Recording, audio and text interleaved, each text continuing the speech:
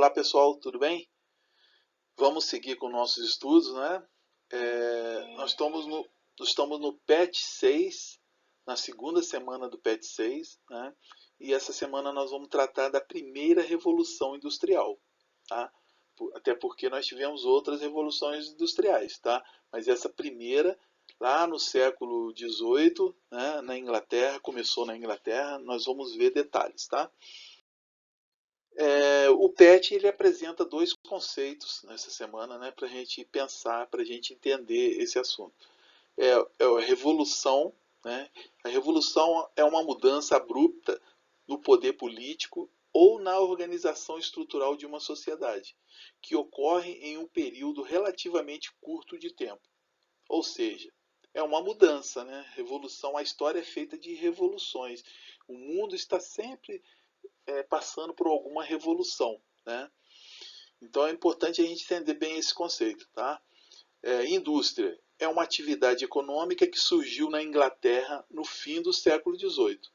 Tá vendo, pessoal? Eu sempre falo que a gente não tem que decorar nomes nem datas na história, né? Mas a gente precisa entender de que período que nós estamos falando, né? Então nós estamos falando de uma atividade econômica que surgiu na Inglaterra no final do século XVIII, né? Então a industrialização, esse processo, né, econômico, garantiu às nações a capacidade de produção internacional, acelerou no mundo o processo de expansão do capitalismo para todas as nações. Tá? Ou seja, as nações que se industrializaram primeiro, né, garantiu essa expansão internacional. Mas mesmo que a nação não tivesse se industrializado, ela começou, todo mundo começou a consumir produtos industrializados, né?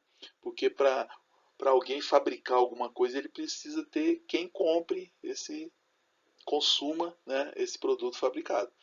As fronteiras do antigo Estado Nacional estão em questionamento e surgem novas organizações de trabalho. Nesse momento, lá na Europa principalmente, né, os estados estão se formando, os países estão se formando, né? Aquela vastidão de área, ela começa as pessoas começam a comungar da mesma cultura, da mesma língua e começam a formar os estados nacionais, tá? E com isso as relações de trabalho elas vão se mudando. Com a industrialização, então, mudou completamente essa relação de trabalho, né? É importante ressaltar que a partir da industrialização, o deslocamento da população do campo para a cidade intensifica. Olha só, as pessoas começam a deixar o campo para ir trabalhar na cidade, nas fábricas, em condições precárias, né?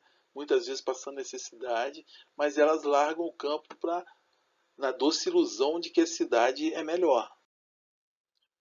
A Inglaterra foi o país que mais se destacou nesse período, porque foi lá que começou a industrialização, né? Avança o capitalismo comercial mercantil e chega no capitalismo industrial. Olha só, nós estamos mudando de fenômeno.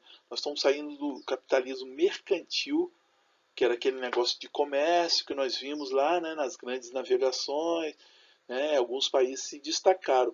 E agora nós chegamos no capitalismo industrial, que principalmente é a Inglaterra que vai se destacar nesse momento, tá? Acumulando grande capital que financiou transformações e inovações técnicas, como a criação de máquinas e implantação de fábricas, tá vendo? Então a Inglaterra ela soube aproveitar esse dinheiro do capitalismo mercantil, das suas colônias que ela explorava, principalmente, e ela começou a investir em inovações, né, criar máquinas, né, implantar fábricas.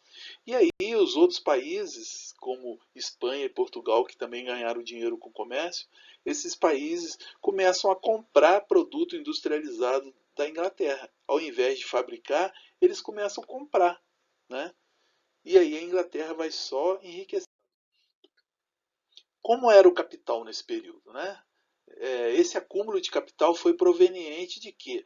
Essa riqueza para iniciar a industrialização vem da onde? Vem do tráfico de escravos, vem do colonialismo, vem da expansão comercial, né? E os cercamentos. que expulsa o camponês de suas terras, né, e eles migram para as cidades para trabalhar como mão de obra barata nas fábricas. Entenderam o significado disso tudo? Tráfico de escravos, todo mundo participou, principalmente Portugal, Espanha e Inglaterra. Né? Colonialismo, todos eles, todos os europeus conquistaram colônias, né? As principais nações do mundo daquela época conquistaram suas colônias, exploraram suas colônias. Né? Essa expansão comercial, né, enriqueceu muita gente. E principalmente os cercamentos, que foi um fenômeno que o governo, né, principalmente na Inglaterra, cercava as terras, expulsava os colonos, o pessoal do campo, para ir trabalhar, mandava para trabalhar nas cidades, nas fábricas. E as fábricas daquela época, principalmente a Fabril, a têxtil, né? A fábrica têxtil. A Inglaterra começou como fábrica têxtil. E aí ela precisava de matéria-prima. Essa matéria-prima era através da lã e do algodão. Né? E aí ela começou a expulsar esse pessoal das suas terras para poder criar mais ovelhas e gerar mais lã e ter matéria-prima para poder exportar os seus produtos. Tá? Os cercamentos começaram no século XVI e vai até o século XVIII. Olha só, 200 anos a Inglaterra usando esse processo de cercamento. Tá? E acompanha o período de transformação do capitalismo comercial mercantil para o capitalismo industrial inglês. Tá vendo só? Porque principalmente esse capitalismo industrial inglês é formado pela indústria têxtil, como eu falei antes. Então ele precisa dessa matéria-prima e os cercamentos ajudou muito. Tá? No Brasil, o Estado não investia diretamente na população desfavorecida. Né? Vamos ter uma grande concentração de moradias precárias, sem infraestrutura, conhecida como a favelização das metrópoles. Olha só, as pessoas começam. Se lá já tinha desigualdade, você imagina no Brasil, que nós sempre tivemos desigualdades sociais. Né? Então as pessoas começam a ir para as metrópoles para trabalhar em fábrica. E o que acontece? Elas vão morar em favelas, em bairros da periferia. Né? Porque elas não têm dinheiro, não têm condições. Né? Atualmente no Brasil, 85% da população vive no meio urbano. Já no mundo, mais da metade das pessoas vive no meio urbano. Então, para a gente ver como é sério isso, né? As pessoas abandonando o campo para ir morarem precariamente nas cidades. Né? O desenvolvimento das máquinas substitui o trabalho manual, aprofunda a divisão do trabalho, né? E a produção em série. Tá? Então, isso aí são fenômenos que vêm com a industrialização. Né? Está substituindo as pessoas, estão deixando de trabalhar. Né? Aprofunda a divisão do trabalho, né? Cada um agora tem que fazer uma parte, e a produção em série. Então aumenta, começa a se produzir em série grandes quantidades de coisas e precisa vender essas coisas. O homem perde o controle sobre o tempo. O ritmo é ditado pela máquina. O relógio determina o tempo que antes era determinado pelos fenômenos naturais. Olha só que interessante, o mundo se transforma com a industrialização. Né? A industrialização começa a poluir, começa a destruir o meio ambiente, começa a mexer com a vida das pessoas. Né? O homem perde o controle sobre o seu tempo.